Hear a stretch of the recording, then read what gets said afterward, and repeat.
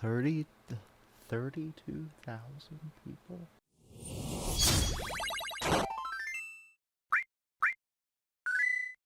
Welcome, once again, ladies and gentlemen, to this little show we like to call Tip Stacks. Here trying to be on our way of becoming your favorite #1 Final Fantasy VII Remake shield, just like all the others, but better somehow.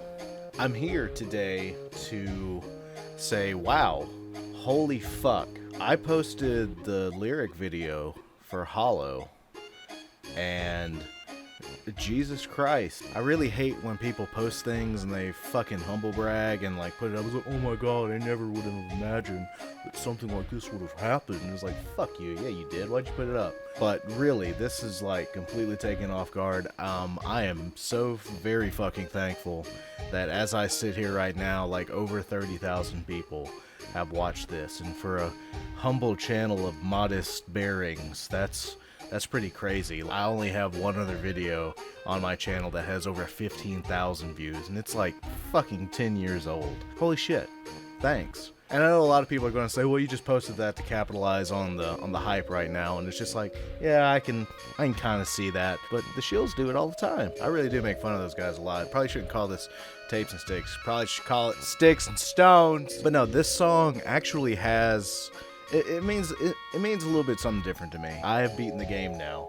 Like, it's over and said and done with. I've kind of recorded these things out of order. It means one thing to me, but at the same time, I thought it was a good way to share it with everybody else that might enjoy it. I'm going to talk a little bit about that, and I'm going to tell you a little bit something about what the song means to me personally, because it actually did strike a chord with me.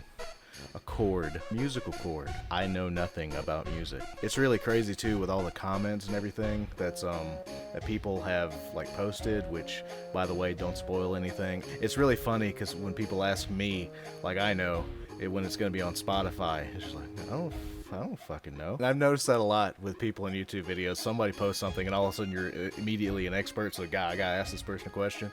It's just funny as shit to me. But a lot of other things that people have been posting are like what they think the song means, like what are the meaning behind the lyrics. Like the only thing that we really have to go on is that video that played a while back, around the time that first trailer came out with the song actually in it, with Nobuo. He envisioned Cloud. It's like from Cloud's perspective, standing in a field alone, basically. And this is what his thought processes. But to see like all the other people's discussions in the comments about what they think it means, I know it's all personal to each and every person that listens to it. You know, they can come up with their own ideas as to what it means. But if it came from the horse's mouth, then I assume that the horse ain't lying. Horses know how to lie. I bet you there's a lying-ass horse out there somewhere, piece of shit. Probably the ones you put money on. So a lot of people are saying they could be from Tifa or from Aerith or Zack or whatever. And having finished the game, I really see why people would think that. I think the song is intentionally ambiguous, just like the game is. The relationships that you have with the characters, like they encourage, it's not like you pick a path and that's it. Especially when it comes to the ladies. It encourages you to play again and see everything. It doesn't just say this is it, you're set in stone. Like they haven't said any of the save data carries over anyway, so they want you to see all the other different like angles that you can take. Like if you pick Tifa over Aerith, or what if I get Jess's pizza on, or whatever. So because it's so ambiguous, you really can take it to anywhere or where you want it to be. And I understand like a lot of people have thought that way, but I really think after playing it and finishing it that this is actually just Cloud's perspective on life in general. You know, Occam's razor says yeah, we're bringing up Occam's fucking razor. Occam's razor says the simplest solution is always probably the best answer, and that's really how I feel with this. It's just Cloud.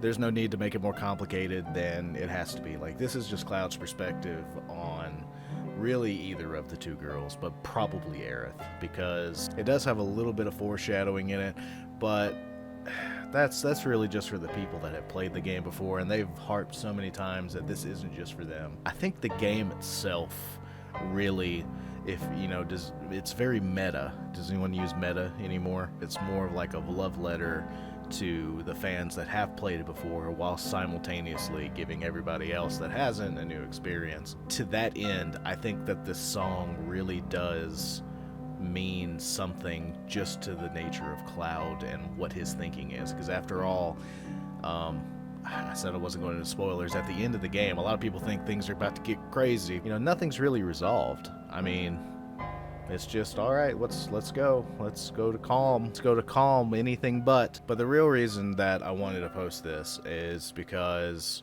upon seeing how so many people have watched the thing and have liked the thing, and the 10 people at this point that haven't, you can suck. It puts me in a weird spot, because on one level, I didn't make this for you guys. That sounds weird and conceited, and the only way to really explain that is to kind of tell you a piece of my life, what has been going on with me that no one really knows or cares about other than me, as well as what this game actually means to me, or what it has meant to me over the course of the past year. Like, my channel's not a very big channel, like it never has been. You know, this is just something I enjoy doing when I can do it, which isn't very fucking often. I don't do it for the likes, as they say. The joke has always been the 3 viewers that watch Tapes and Sticks on the Break Orbit channel. That's always just been a joke, because that's really all the people that have really watched it. Where are you, folks? I like to slice some of that 30K up. Maybe watch some of my other videos that you don't do. But what Tapes and Sticks was originally, for those that don't know, which you don't because you waited until I made a lyric video to find me. It started out as just a run-of-the-mill Let's Play channel with myself and my, at the time, girlfriend, then fiance, then eventual wife. And some shit happened in the last year or so. Actually, as I'm recording this, a year to the day. Hey!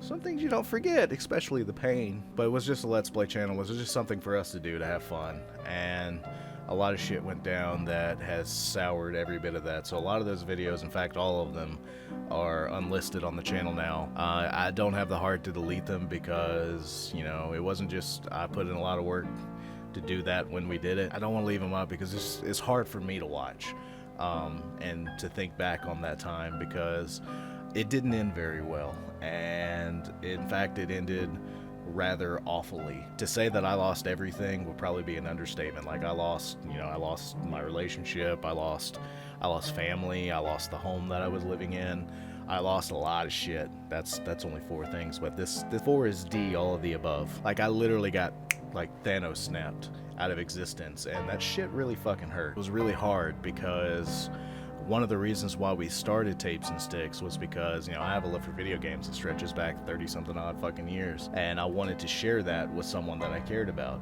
and that's exactly what we did. And I remember, like, at one point we were playing the Final Fantasy 15 episode the fucking demo. We had this long discussion about Final Fantasy VII and how it was one of my favorite games and how she had never played it, and I was going to make her play it. And for the record, I made her, and she liked it as much as she might want to deny that I existed, to say the least. But this was one of the things that I could share with somebody. You share with, it doesn't matter, it's a relationship, friend, whatever. This is something, you know, that I enjoy, that I want you to be able to see it and enjoy with me. And that happened. And then when the remake was announced, I was so hype and I was ready, and then we heard nothing from it for the longest time. And while that time was going on, during that lull, that's when Tapes and Sticks got started. You know, it was modest beginnings, and not a lot of people watched it, but at the same time, you know, it was important to us, so it was important to me. When everything ended and I pretty much lost everything, like, I was literally like a fucking ghost, man. Like, I was walking around, like, without any kind of like, I didn't have a purpose. Like, I was just, what the fuck am I doing? And it's so crazy that, you know, at the end of April that happened, and then probably when I was at my lowest point and I was at my worst, this fucking game just magically reappeared. This game just came back to life after years of silence, at a time when it was like I needed something the most to look forward to. Even more personally from that, you know, I found a friend that I had, that I've had it for a long time, but really neglected and feel shitty for it. Because of that, I really don't, it's fucking hard to talk about.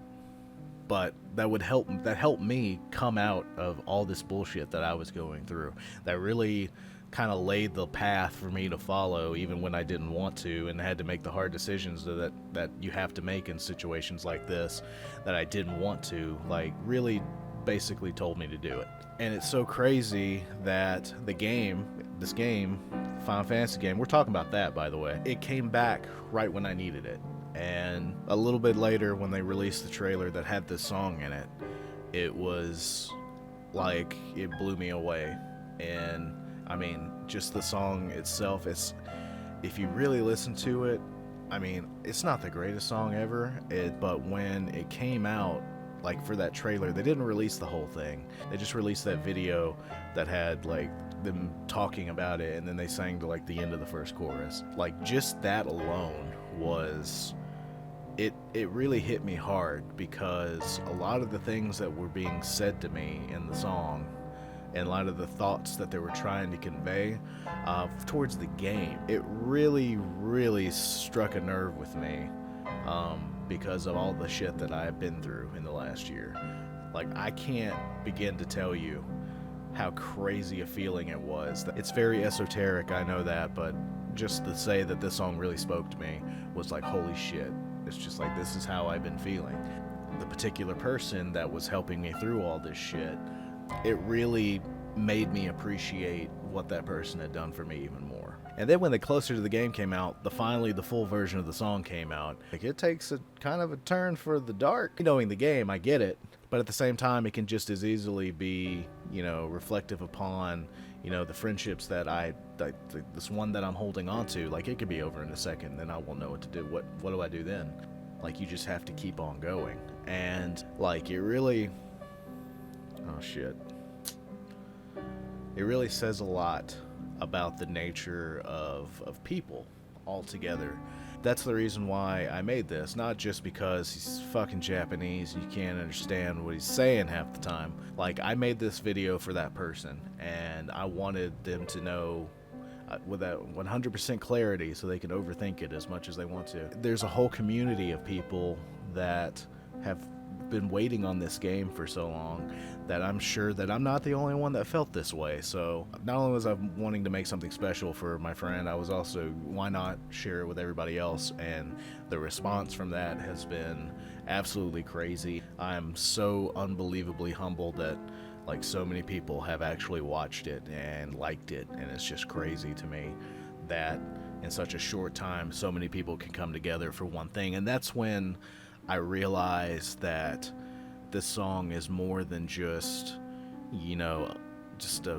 this is what Cloud feels. This song was written as a note to all the people that have been waiting on this game.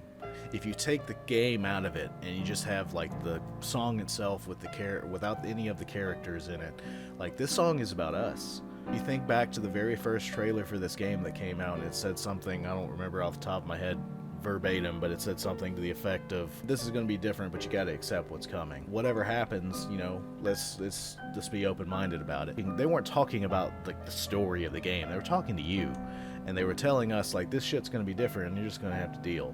And I think that this song really does represent the community as a whole. We were walking around alone with no real guidance and nothing going on for so damn long, and then the game finally fucking dropped in our laps. It gave us something to smile about. As we're playing it and as we're going, we suddenly start to realize that this shit's eventually gonna end. And then what are we gonna do? We have no other choice but to go on, howling for part 2. The whole message of it is so meta. It's just like the ending of the game. The ending of the game really went out of its way to Kojima its ass into telling us and acknowledging that it's a video game and that we know what's happening. Like, Cloud is us. Cloud doesn't see a flash forward to the reunion when he touches old boy with the number on his arm, because he is seeing the future. We are the ones that are having a flashback because that's what we remember when we see it. It's following along how I felt at the end of the game. Like, I felt fucking hollow because now what? What do I do now? That's the feeling and the emotion that I think that the game wants to really give us in the end anyway, because we don't know what's coming. I'm gonna make something a little later that's gonna probably bust some people's bubbles about what string theory. So I just wanted to say thanks. You know it means more when you point fingers. Thanks to everyone who took the time to watch this and watch the lyric video. Keep them rolling, share it, do all that kind of stuff. It's funny the person that I made this for doesn't even play video games, except House Flipper. Because you know that's what's really important in this time of crisis. Fucking House Flipper.